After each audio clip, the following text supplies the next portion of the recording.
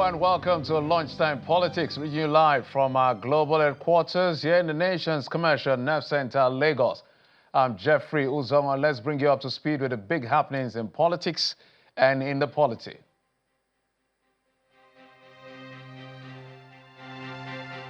NCAA says passengers should abide by airline regulations and avoid resorting to self-help as it juxtaposes the Quam One and Comfort Bob recent scenario in Lagos and Abuja. Aviation experts and a lawyer join me to explore the conversation.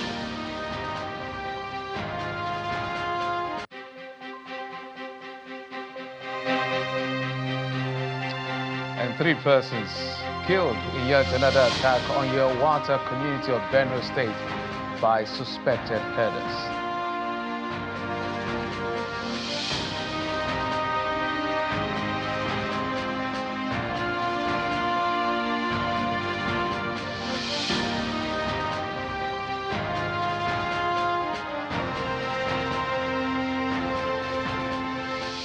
It's great to have you join us yet again. Let's bring you up to speed with the big happenings. And Benue State is where we start from, and it's not a great story, as 3 persons have been shot dead by suspected herdsmen while working on their farm in that community called Yelwata in Benue State.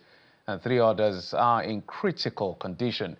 News of the attack got to Yelwata community, leading to protests by women of the community against what they describe as the failure of soldiers to respond to attacks on time, leaving the police and youths mobilized to the area to repel the herdsmen. Confirming the incident to Channels Television in a telephone conversation, a former special advisor on education in the state, Mr. Matthew Miniam, says attempts by leaders to persuade the women to vacate the federal highway connecting Benue and Nasarawa failed. In the meantime, the chairman of Guma local government area, Mr. Morris Owo, who confirmed the incident and the protest at Yelwata, has appealed for calm. Quite unfortunate as far as that community is concerned. But let's move on to other stories now, where the former secretary to the government of the Federation says the present administration has nothing to offer to Northerners. Mr. Babachelawal adds that some Northern elite are united to seize power from President Bola Tinubu come 2027. He was our guest on our political program, Politics Today. We've disagreed with the APC and moved to the ADC. That is the change. I said the principles have changed. The idea of governance has changed. You know, there's a cleavage in what you thought ought to be and what is actually on the ground. So you move. Almost every significant northern politician that is not in government attends our meetings. The idea is we get together, we bring unity to this north. There's disunity among us, and we analyze what is meant by this disunity among us, what are the causes, how do we ameliorate them, and then so we agreed that we must vote en bloc. If we don't vote en bloc, we will not be able to achieve our goals. So that's the agreement now? That's our understanding of the way to go. Now, whoever it is that will eventually emerge, we will only support somebody that understands the problems facing the North, and will present them to him.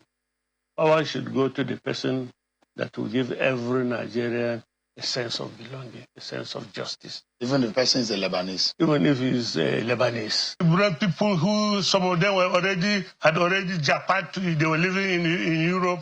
He brings them back. And some of them were in Lagos boys, Ajegule boys, and brings them into government. Their only interest is how to make money for themselves and repatriate it to their families in Florida, in Canada, and so on and so forth. This government has no politician. Who is the politician in this government? They are the so-called technocrats that work with him in Lagos and Ogun, and he brings them into government. They don't care about whether this government performs or not. How easy do you think it is to beat Bola Tinubu and the APC? It's very, very easy. We are Nigerians. APC people didn't come from heaven. From Mars. We are Nigerians. We know how they did it last time. We'll make sure they don't do it this time. They will try new methods. We'll block it. They use Nigerian youth. Those Nigerians today are one of those that are regretting, that are suffering like us. If they want to repeat it, and they want their... So you imagine that they rigged the election in 2023. That's what you're saying. Massive rigging. Massive, not just rigging. And those who did it for them are now revealed to you. They are part of this society. Who is happy about this society except people in government? Well, interesting. Politics. Anyway, the big conversation right now is about what is playing out at the airports. Too many, in fact, while the Kwan One incident was trying to calm down, although it's still in process because as prosecution is expected, the Comforts Bob incident happened on Sunday. We understand another happened, is it earlier today or yesterday, somewhere around Kano. But earlier today on our program, The Morning Brief, we had the NCAA spokesperson who gave us an idea, trying to juxtapose. He talked about the fact that passengers to learn to adhere to regulators' guidelines or regulations that govern when you board an aircraft and not resort to self-help.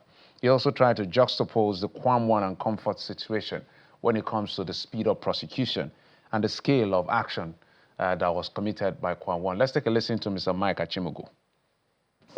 There is no comparisons here, not necessary, absolutely. It's not a case of oranges and oranges. You know, in the Quam One incident, the airline did not activate its right to take the passenger to court. So the CAA did what it's supposed to do by petitioning the relevant authorities to prosecute the passenger. In the Ibom Air incident, maybe because, you know, their staff has been assaulted, the airline immediately activated its right to take up the matter, you know, and then it went to court. So the CAA is not involved in the case of the Ibom Air passenger. You remember that in the Quam One case, the CAA issued an advisory to AON, the operators, to you know, ban the passenger. Meanwhile, I need to correct this impression. I keep saying 6 months. We did update that information and say that the ban on Quam One was now indefinite pending outcome of the investigation.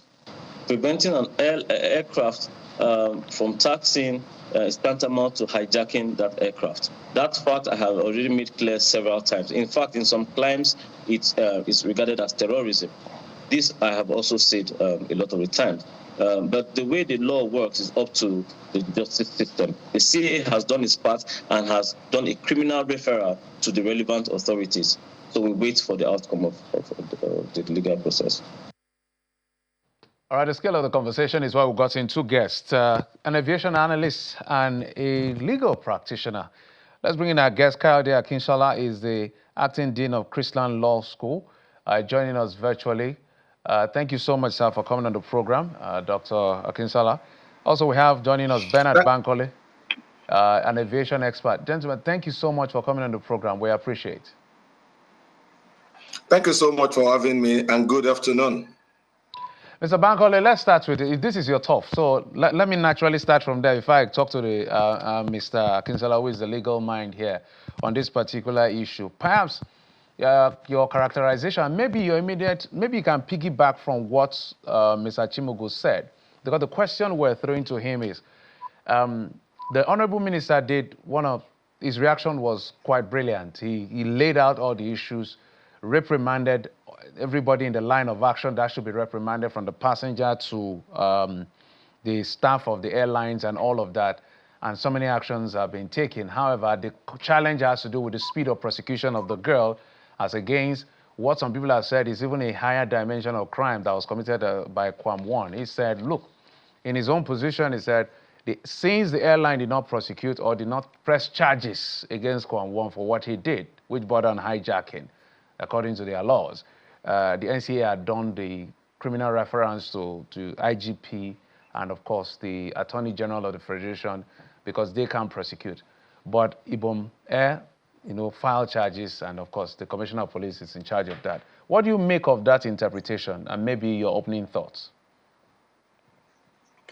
Well, thank you very much.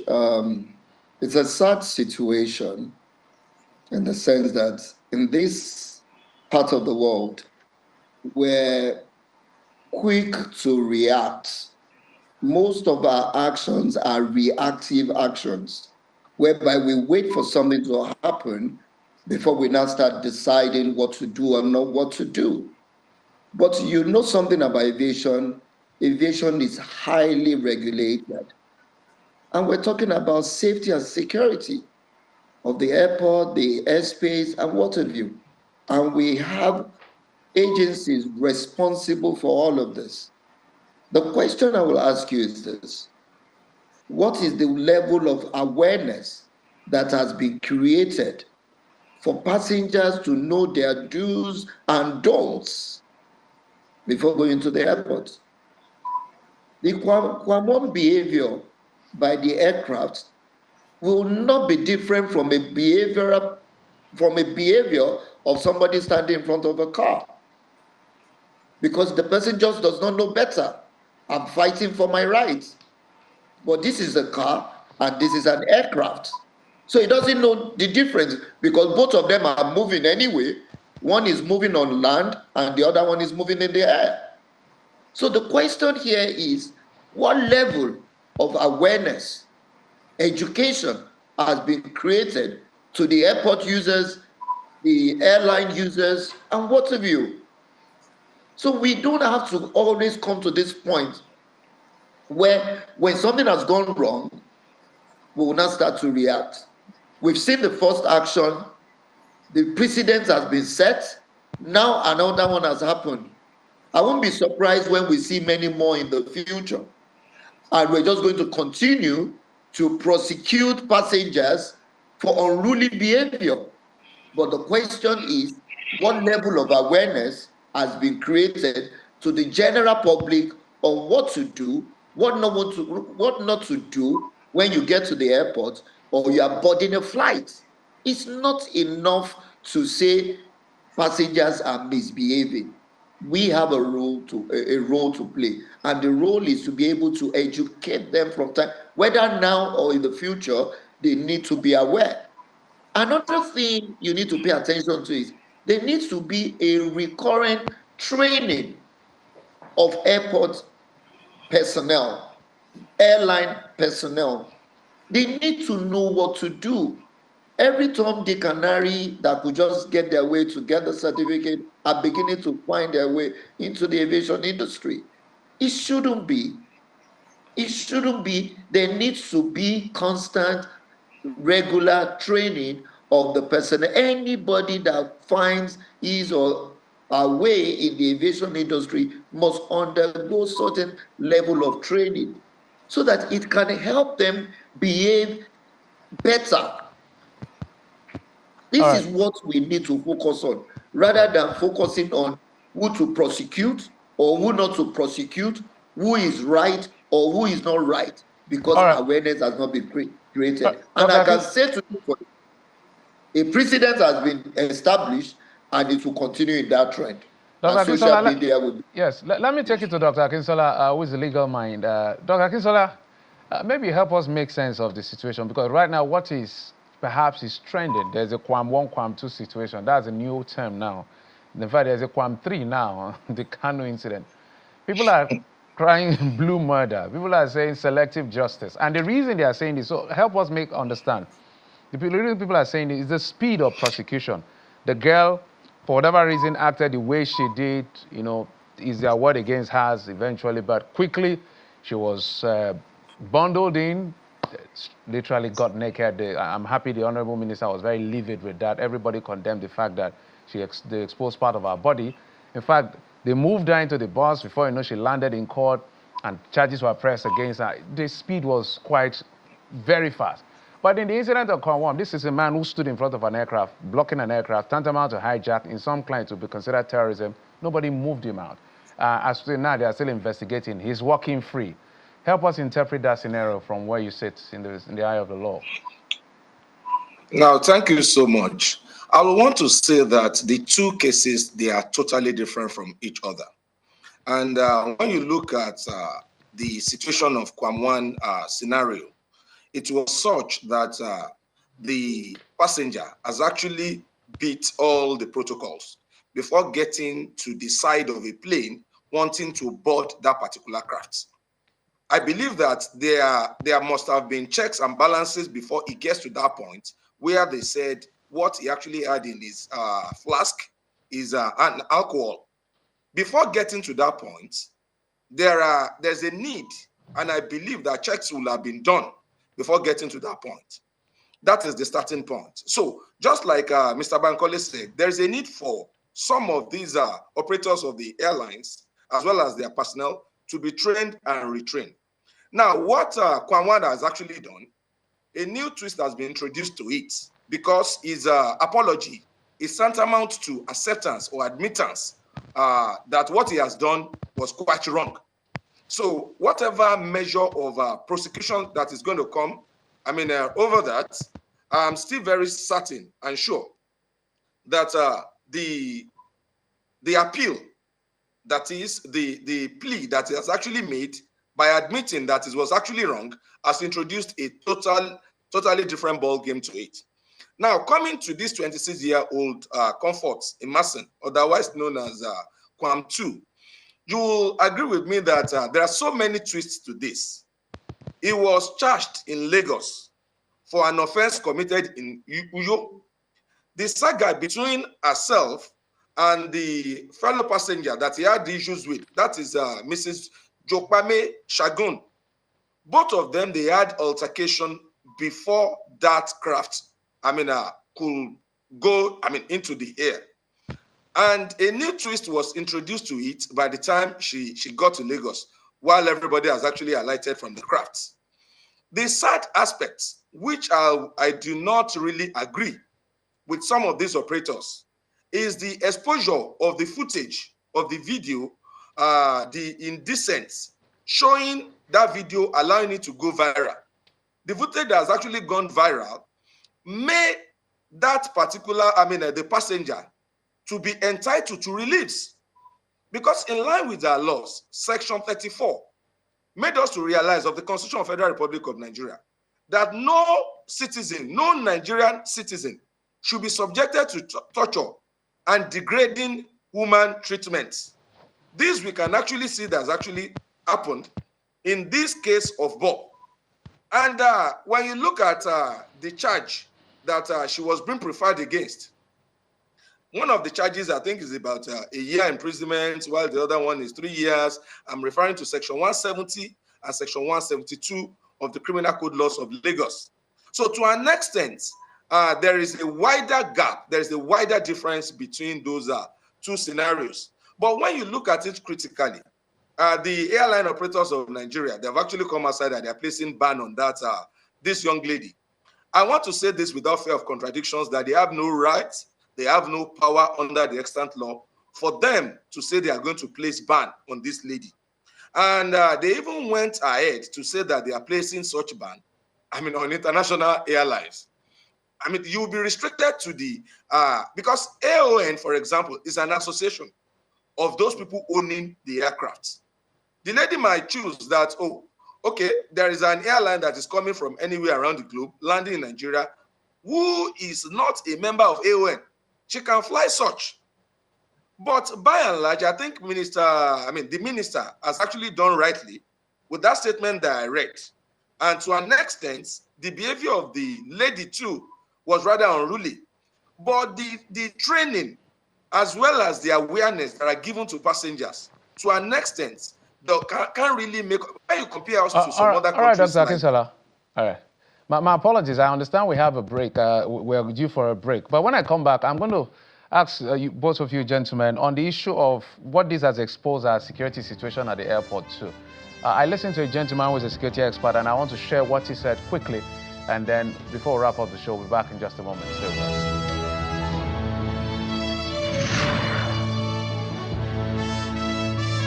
As far as your eyes can see, you can own it. This is a place where life feels just right. Built on integrity, surrounded by nature, a place where you feel alive.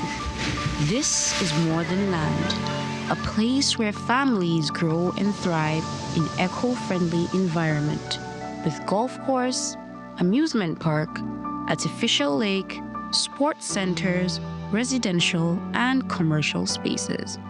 Luxury in every detail. Here, living with nature isn't a choice, it's a way of life with every investment yielding more than returns. Be among the first to invest for greater returns and a new lifestyle. Hutu exclusive. Live, play, relax. Invest today.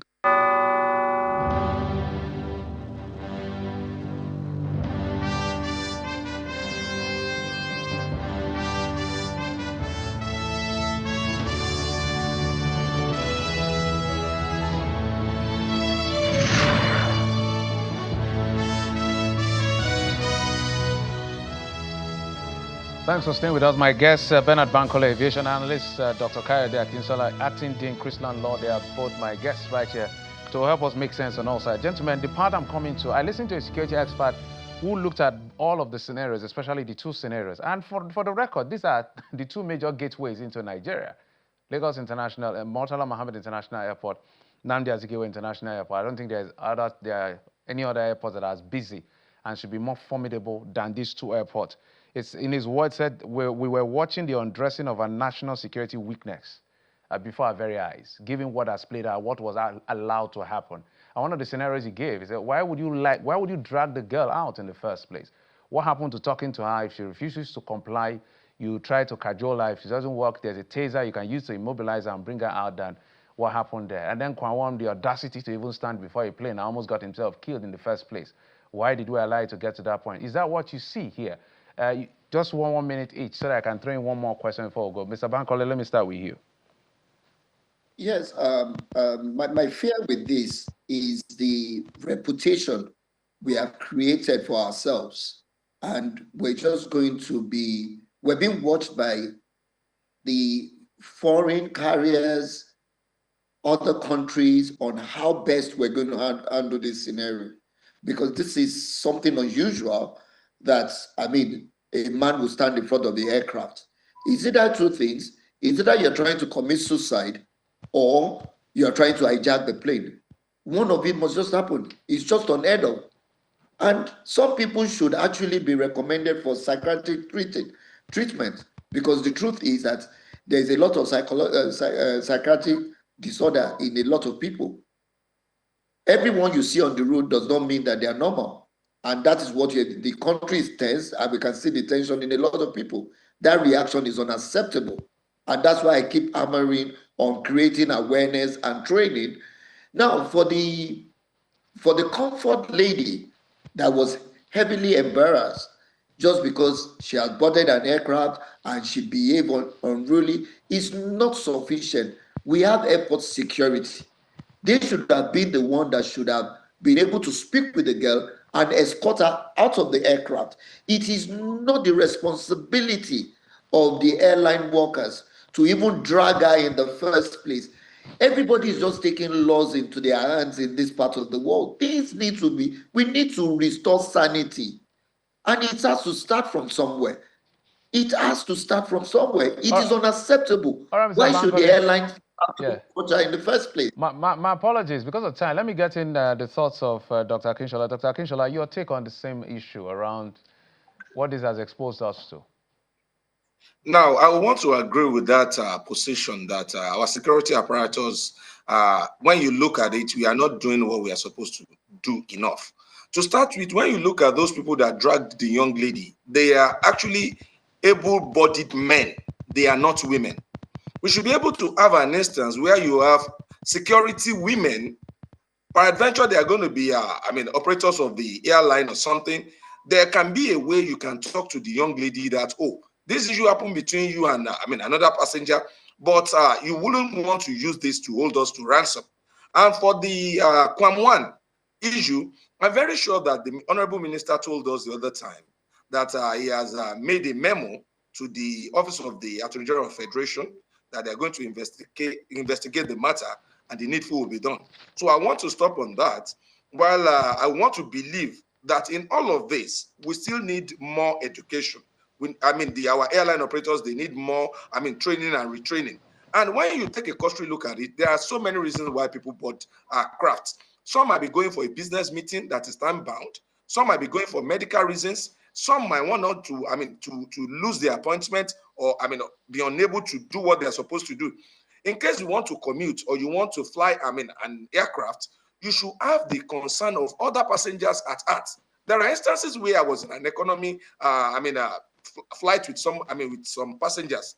You will see them making calls, and they will be shouting on top of their voice. And to an extent, I imagine when they said we should put off our cell phones, you didn't put it off. You are making calls, even at the top of your voice. All right. To the detriment of others. Okay. Some of these educations needs to actually go into place. Yeah, Dr. Akinshola, maybe that's your last take on this. Let me get a quick last take on the aviation analyst himself. A quick do and don't, as simple as turn off your phone. Why is that? Why is that a problem? In fact, the argument is when they say flight mode, that means you can use your phone and put it on flight. I've heard all that argument. But if the airline say turn it off, why is it a challenge? So just help us with one or two don'ts, no matter the situation. It is a challenge because all you said to them was turn off your phone. Did anybody communicate the consequences of the action? We have to come to terms with reality. Before boarding the flight, what is the level of awareness that has been created? Even the airline crew members, what level of training has been given to them in their manner of approach to the passengers? Some passengers will just be like, why should you talk to me? Like, look at this small girl talking to me. Do you know who I am? We have to be able to create some level of sanity. If you're going to say turn off your phone, please, it is very important that if you don't turn off your phone, these are their consequences. And somebody will say, oh, based on the consequences, I might have to do this, or I might have to do that. And they will turn off their phone. All right. Mr. Bankole, Doctor, just last take for you. Should she sue? Because her body is all she has over. a right to sue. There are so many reasons why she can sue. She has so many options to herself. She can, as well as, even while this criminal trial is going, she can go on, and she can be able to consider several options. But on no account should my wife or my child be treated that way, and I will not sue. Though any of them will not be unruly because I didn't train them as such. But if such occur, I will sue, because that thing has gone viral. That particular young lady has, child or has family. That thing it's a 26-year-old lady for crying out loud. You understand? Either suitor or somebody that want to get married to her will see all of that, and that might be a stigma for the rest of her life. So there's a damage. There's a reason for her to sue if the occasion demands. However, our behavior, our conduct during the flight also is something that all of us as individuals should learn from. Okay. Thank you. I must thank you both for coming through, giving us your perspective. Mr. Bernard Bankole, aviation analyst and expert, as well as Kayode Akinsola, Dr. Kayode Akinsola, Acting Dean, Christian Law School. Thank you so much. We appreciate you. Thank you, sir. That's it on the program. Thanks for your time and your company. I'm Jeffrey Uzama.